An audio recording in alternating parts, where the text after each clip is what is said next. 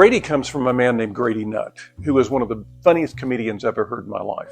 And I had an opportunity to get to know him very well. As a matter of fact, he was a graduate of the same university I went to, which was Baylor. He would come back to homecoming when I was a student, and he would start telling me stories. And his stories were just out of this world funny. Ended up, ironically enough, on a comedy show called Hee Haw, even though he wasn't a stand-up comic. He was a motivational speaker, but he had this kind of personality that just made everybody want to come to him just so they could be in a good mood and laugh. Mm-hmm. And he was kind of, as you looked at him, kind of awkward looking in some ways. And I thought he was the perfect bear. I mean, he really was. And kind of walking through life looking a little befuddled, a little misunderstood. And that was a part of his charm. Mm-hmm. And so he would tell these great stories. One of the funniest stories he talked about was when he was at Baylor, he was dating a girl from Ouachita.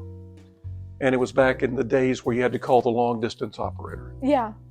And he called to make a person-to-person call. Mm-hmm. And they said, okay, who are you calling? And he gave this name that was something along the lines of somebody Quattlebaum. Mm-hmm. And so he had to spell it. Yeah. Where are you calling? What city? Arkadelphia, Arkansas. Had to spell it. Yeah. The operator said, and where in Arkadelphia, Arkansas?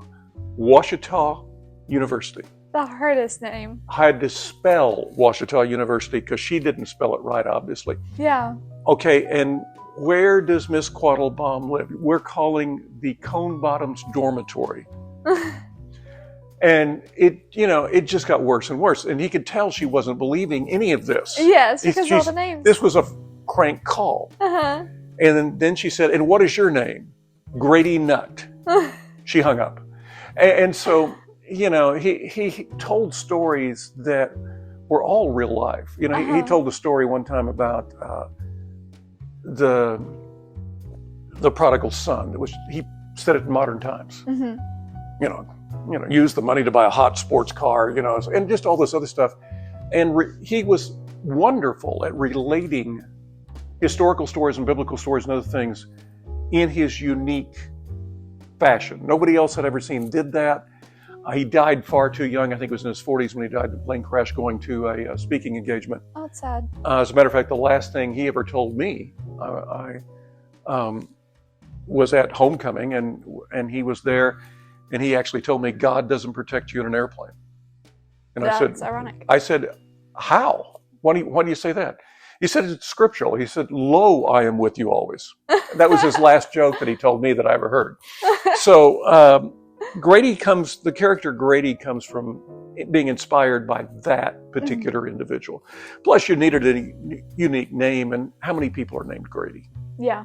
I mean, Grady has a great comic feel to it, and it just fits a bear.